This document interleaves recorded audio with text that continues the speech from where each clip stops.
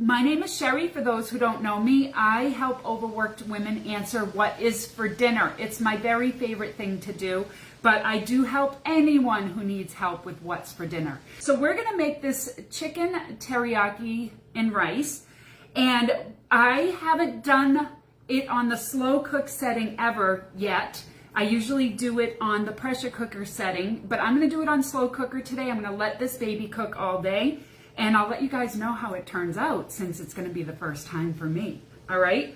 So what I'm gonna use is our multi-cooker. So this is a pressure cooker, a slow cooker. It proofs bread, it makes yogurt, it steams. You guys, I use it for everything, okay? So think about holiday big dinners, right? Big holiday dinners when you have every burner on your stove being used, but you've got to make the mashed potatoes and you've got to steam the vegetables, but every burner is already taken. So this is great for that. I steam my vegetables. Guess what, you guys? It takes 1 minute to steam vegetables in this.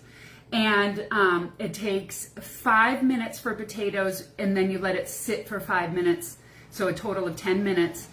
And no boil over, no problem. So love it, makes the best yogurt ever.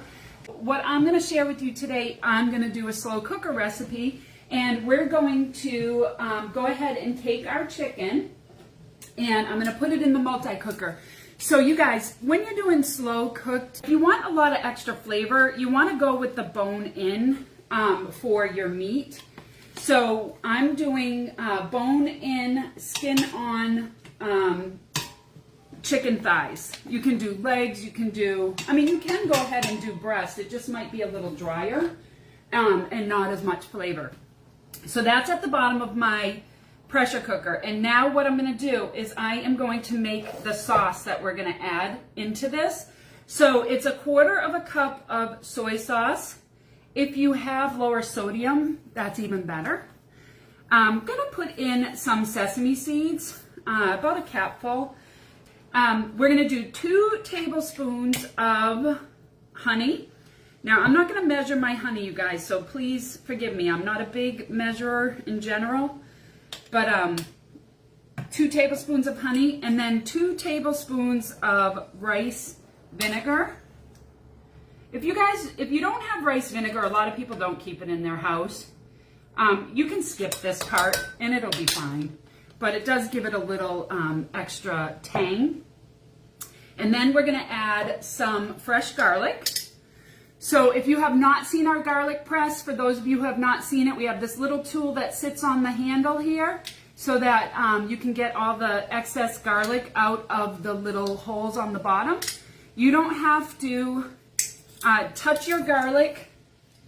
You can just squeeze it. You don't have to peel it. So I think that is the best feature about our garlic press, is that you don't have to peel it. So I'm gonna go ahead and I'm just gonna put my peels right in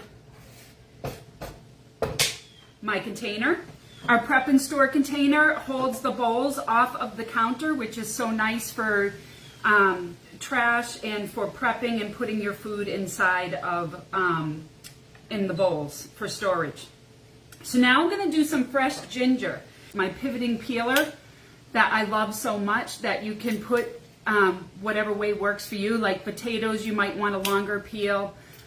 For doing something like ginger, I like it to be up and down. You guys, when you see how easy this is, ginger's a little tough to work with in general because it has a lot of knots on it.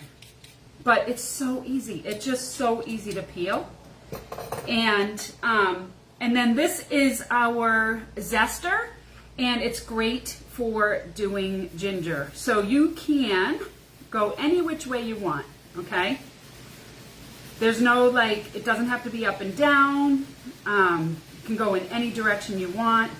And when you get towards the bottom, you have this little tool that can help you hold it down so you don't get your fingers near any of that.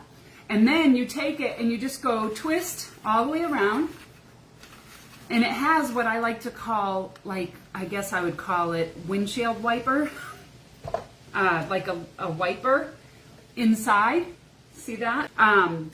Ginger, whatever you're doing, and it takes it off that side so that you have all that you need. You can also store it inside of this container, and so it's really fun. I don't think I'm going to need all of this. I'm going to do about half. You guys, anytime you can do fresh, it is going to be better. Fresh is always best. And then I'm just going to give this a good stir. And then I'm going to just pour this right over my chicken. And you guys, this is going to make an amazing sauce. Because what's going to happen is, as the chicken cooks, all the juice is going to get into the sauce.